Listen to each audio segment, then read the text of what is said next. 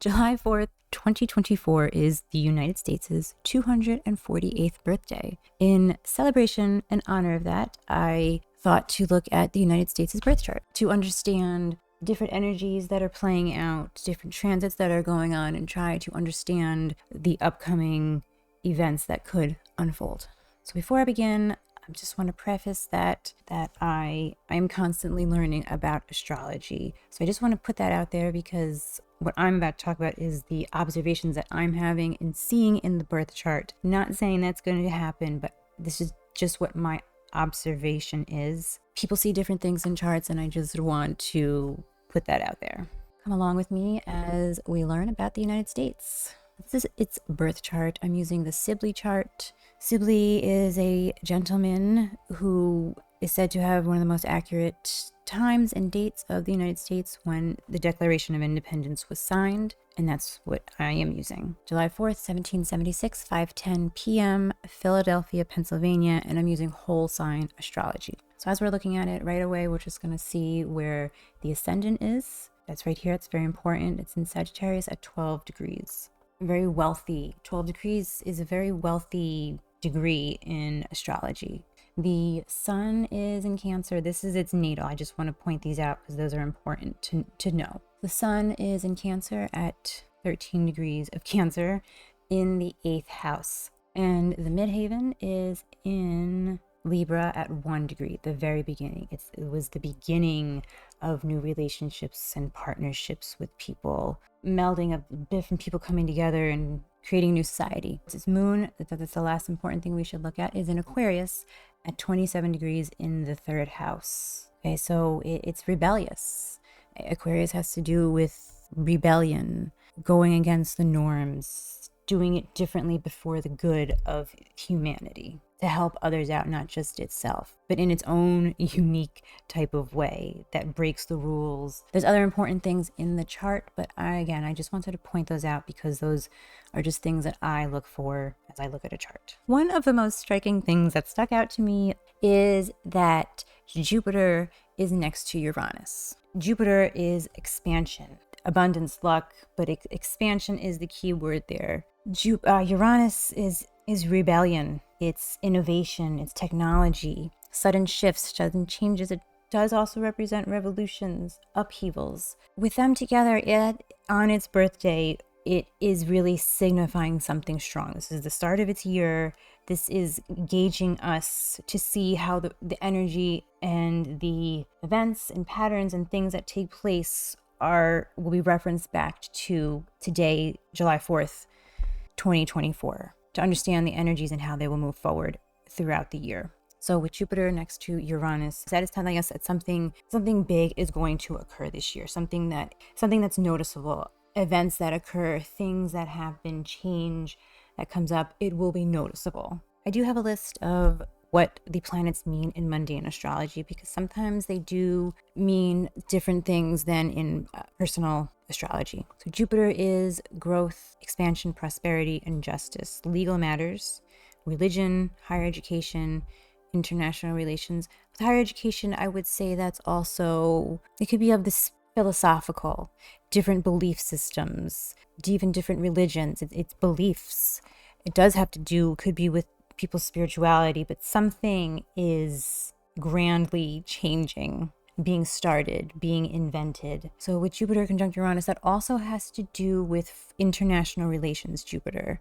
As I was doing research for this and looking up just different things that have happened, just looking at different transits, I looked up Jupiter conjunct Uranus. When Jupiter was at about 8, 9, 10 degrees, I did it, and the sun was in Cancer. Because remember, this is its birthday. This is a big deal of a chart that we're looking at. So, and what I found was very interesting that in pretty much all of those years, there was something that had to do with foreign relations to other people, whether it was speaking with them, doing something grand and new. It could be doing things that influence foreign relations. It's in the 7th house, so it will have to do with relationships with other people. The Kellogg Brand Pact was renouncing war as an instrument of foreign policy, goes into effect, signed in Paris by most leading world powers. The United States was part of that. The U.S. ambassador ends the Cristero War in Mexico. This is in 1929.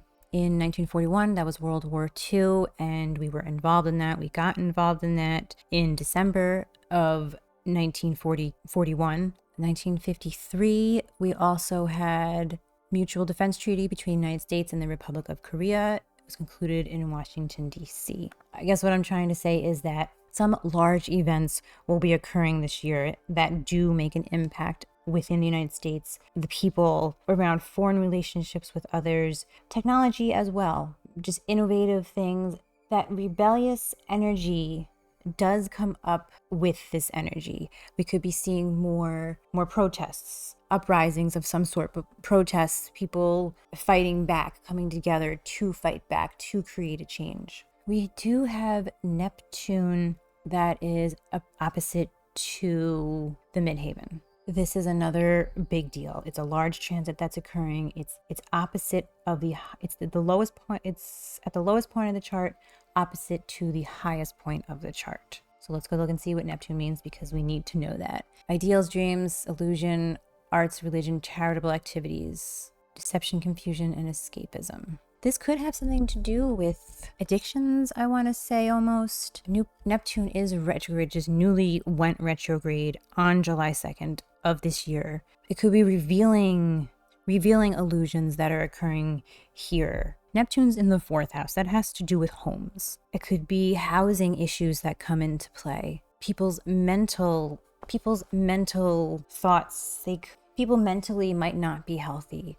That could be becoming something apparent, just something that mentally is affecting people somehow, some way. Something mentally could be bothering lots and lots of people, because something is coming out, something is being revealed, but something that is darker, for the fact that Lilith goes and looks at those dark places that no one wants to look at. And Neptune is retrograde. It's starting to show what's going on, what's been going on, what we think has been going on. Pumping the brakes here and saying, okay, time to turn the lights on and see what actually is happening in the homeland, in the actual United States country itself, with its people. Saturn is also in the 4th house. Saturn is boundaries. Saturn in Pisces is no boundaries. It's dissolving different boundaries. It could have something to do with borders of countries, borders of states, even land within the state. Something with borders could possibly be an issue. Pluto is next to United States' Pluto. That's change. That is change that is occurring, transforming the country. Rebirth of a country is really what comes to the mind. Having us go through this rebirth of our country, going through that birthing process. It's challenging. It is uncomfortable. We've been in this for a while now, and we'll be in it for a few more years. But the effects of what's going on now where Pluto and Pluto are in the chart, it will go back into Capricorn, and I believe when it does, that is going to be later this year. That will also be something to take note of, the situations occurring, because that will continue to unfold for the next many years. I want to, it could be at 10 years.